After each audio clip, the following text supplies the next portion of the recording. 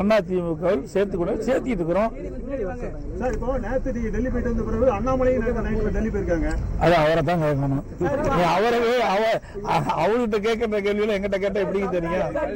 சமீப காலமாக ஏராளமான மீனவர்கள் வந்து இலங்கை அரசால் தாக்கப்படுறாங்க. இதெல்லாம் நீங்க மத்திய அரசு வலியுறுத்தினீங்களா? நான் எங்களுக்கு கொடுக்கப்பட்ட நேரத்தின் அடிப்படையில் நாங்கள் முக்கியமான நிகழ்வுகள் இதையெல்லாம் நாங்கள் சுட்டி காட்டினோம். அதே மாதிரி மீனவர்கள் இன்றைக்கு நேற்றைக்கு தொடர்ந்து தாக்கப்பட்டு வருகிறார்கள். அந்த மீனவர்களை காக்க வேண்டும், மீனவர்கள் எந்த விதத்திலும் பாதிக்கக்கூடாது என்று நாங்கள் ஆட்சியில் இருக்கின்ற போதும் சரி, அம்மா ஆட்சி இருக்கின்ற போதும் சரி தொடர்ந்து அளித்திருக்கின்றோம்.